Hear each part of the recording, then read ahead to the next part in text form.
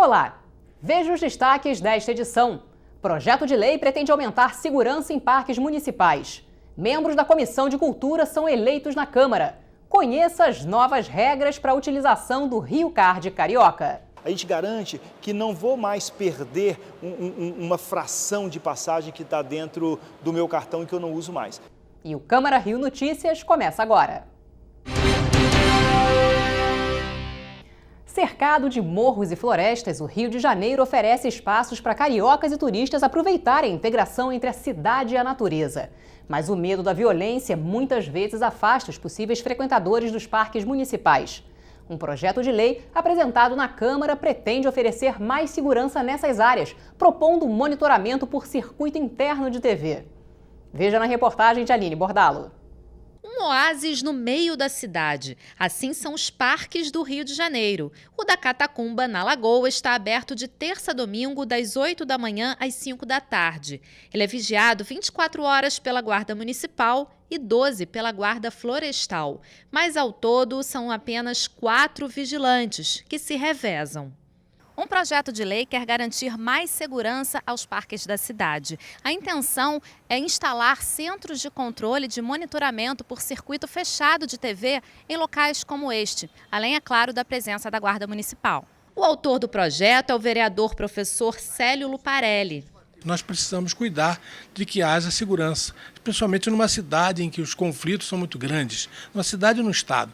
A cada hora a gente vê se a população se preocupar mais e ter mais temor até em sair de casa. Então, como é que você vai compatibilizar a ida a esses espaços importantes do ecoturismo e a inibição que a pessoa tem em relação ao medo de sair de casa? Então, exatamente, a gente quer fomentar esse ecoturismo através de iniciativa do poder público, procurando dar segurança às pessoas. As pessoas precisam ir tranquilas para esses lugares. A intenção é aumentar também o contingente de guardas. É preciso que a gente disponibilize o maior contingente de guardas municipais, e existe. E se não existe, vamos fazer concurso, vamos contratar, porque o mais importante é a vida da pessoa, e para isso a qualidade de vida vem exatamente por essas práticas que trazem saúde. Além dos parques, outra preocupação dos moradores da Lagoa é com a trilha Transcarioca. São 180 quilômetros de extensão, um percurso que liga a Barra de Guaratiba, na Zona Oeste, a Urca, na Zona Sul. A gente tem percebido a volta de tiroteios na nossa área, né? Possível presença do tráfico e assalto. É uma trilha que traz a preocupação para a gente, né? Por quê? Se o Estado, com os problemas financeiros que está atravessando, não consegue garantir a nossa segurança aqui, quem vai garantir a segurança dentro da floresta? Entusiasta do ecoturismo, o professor Célio Luparelli é presidente da Frente Parlamentar em prol da trilha Transcarioca e sabe da importância de garantir a segurança dos usuários. Esse é, inclusive, um dos assuntos debatidos nas reuniões da frente. E realmente as trilhas, os parques estão abandonados, até mesmo na questão de conservação, não é só de segurança não, também de conservação. Álvaro Borges é frequentador da trilha do Parque da Catacumba há 10 anos. Para ele, as câmeras podem ajudar. Dentro da trilha, eu acho que botar câmera, como você falou, eu acho que não seria uma boa ideia. Agora, na entrada das trilhas, né, na parte no acesso às trilhas, eu acho que é necessário, deveria. Como já é o parque, né, o Floresta da Tijuca, lá em Niterói tem o Parque da Tiririca, aqui mesmo tem a entrada aqui do parque. A Comissão de Educação e Cultura foi desmembrada em 2 frentes de atuação. Nesta terça-feira foram eleitos os novos integrantes da Comissão de Cultura, que agora trabalha exclusivamente esse tema. A votação foi realizada no plenário da Câmara em sessão ordinária. Participam da Comissão de Cultura os vereadores Raimon, Renato Moura e Tarcísio Mota. Os novos integrantes ainda vão se reunir para definir quem vai ocupar os cargos de presidente, vice-presidente e vogal da comissão. A cultura era uma das nossas principais pautas da campanha e acho que nós vamos fazer muito bem para a cultura no Rio de Janeiro, para a cultura como direito em todos os territórios, e nós vamos cumprir a casa aqui de fiscalizar as ações da Secretaria Municipal de Cultura e, ao mesmo tempo, trazer projetos para casa que possam aumentar o acesso das pessoas à cultura pública. É um desmembramento muito bom, muito importante para a cidade. É bom nós lembrarmos que o Rio de Janeiro é a capital cultural do Brasil.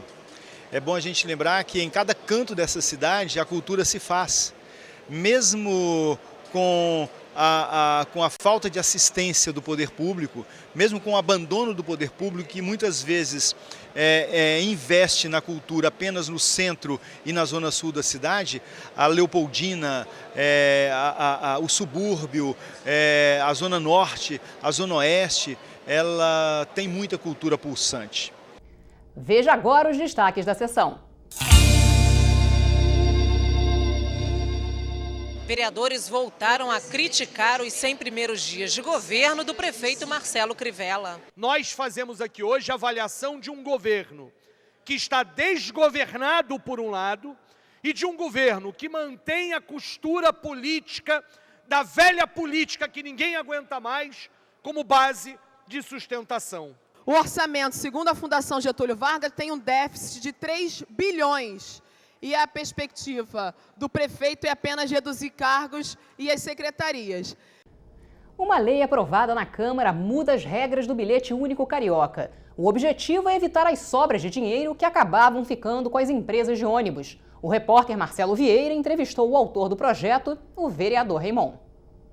De acordo com o projeto, a recarga do Rio Card passa a ser feita pelo número de viagens e o cartão passa a valer por tempo indeterminado. Eu converso agora com o autor do projeto, o vereador Raimon. Vereador, qual a sua intenção ao fazer esse projeto? Esse projeto ele nasce em 2013, quando a sociedade carioca vê frustrada a CPI dos ônibus. E nós compreendemos naquela época, depois de muita conversa com muita gente que discute transporte na cidade, sabe que tem um fórum estadual que discute a mobilidade no Rio de Janeiro.